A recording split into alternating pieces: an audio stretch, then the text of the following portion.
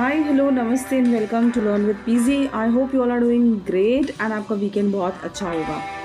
As promised आज के video में हम इवैल्यूएट करने वाले हैं दोनों बैंक्स के results, HDFC bank and Kotak Mahindra. HDFC bank 37.5% का इंडेक्स वेटेज है and Kotak Mahindra 7.86, approximately 44 to 46% का वेटेज वाले जो स्टॉक्स हैं उनका रिजल्ट्स है। Make sure that you look and check out the full video in detail. Subscribe नहीं किया तो कर लीजिए, ring the bell icon as well.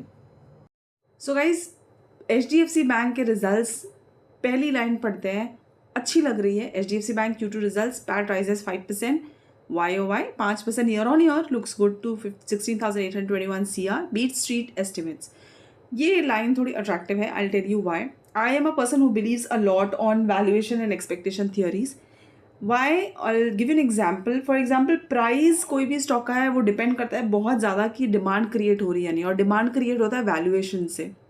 So current जो वैल्यूएशन है यहाँ पे रिजल्ट्स में, it looks good as compared to the expectations. So India's largest private sector lender, HDFC Bank, on Saturday reported that its standalone profit after the tax for the quarter ended 24, 5.3 year on year. Only thing is that QOQ उतना कुछ बहुत inline results नहीं है, it is almost okay. HDFC bank का जो net interest income है वो भी 10% इंक्रीज हुआ है YOY, which looks good to me. So I think one need to check your is कि NIM जो है वो 3.46 on total asset and 3.65% based on interest earning asset है, which is okay. But another problem is इनका NPA has also rose, that is non-performing assets has rose to 1.36% against 1.33% of Q1 of FY25 and 1.34% of Q2 of FY24। मतलब इनका NPA भी increase हुआ है, which is not good।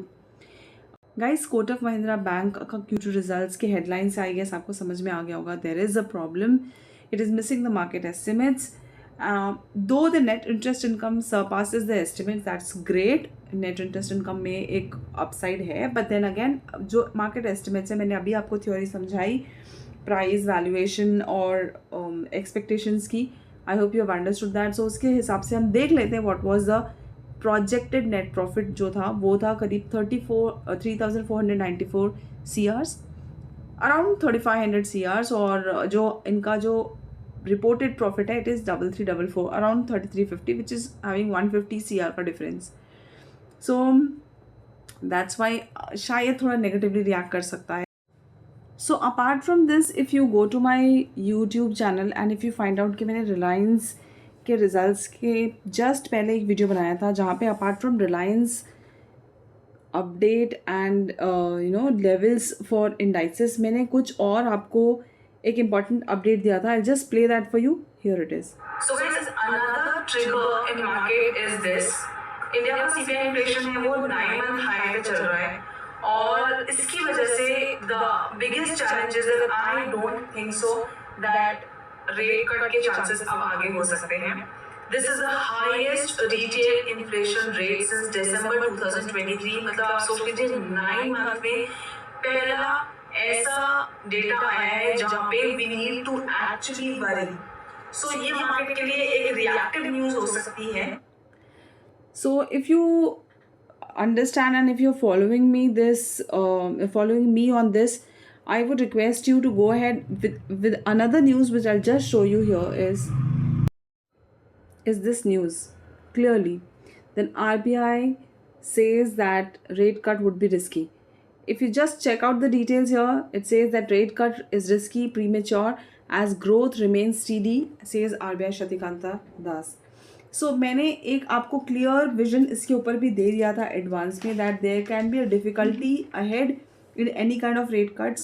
Say they don't expect same kind of rate cuts coming in. Also I would like to request one more thing to all of you। जैसा कि मैंने पहले video में भी आपको बहुत क्लियरली बोला है कि we are not as a market which was previously copying markets in the sense, how the US market was reacting, how the other markets were reacting. See, any global and geopolitical situation happening, that's a different story altogether. But in case if another markets are doing any kind of rate cuts, how the US markets did, जैसे अभी US market ने rate cut किया, तो do not expect we are gonna do that. वहाँ पे elections होने वाले हैं, उनके जो अभी रेट कट्स होंगे या फिर कुछ भी ऐसे इकोनॉमिक डिसीजंस होंगे that we are not going to go ahead in the same kind of way or same kind of policies ahead. So clearly, interest rate cut at this stage will be premature and very, very risky. This is the first line, and very clearly, sir has mentioned that we are not behind the curve. India's growth story remains intact. Growth is resilient and inflation is moderating.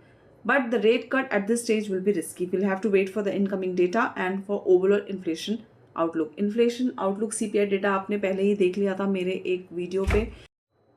So that's it for the day, guys. I hope this channel is helping you to learn and to understand few basics of market जो आपको अभी तक नहीं आप जान रहे होंगे, वो आपको सीखने मिल रहा है यहाँ से.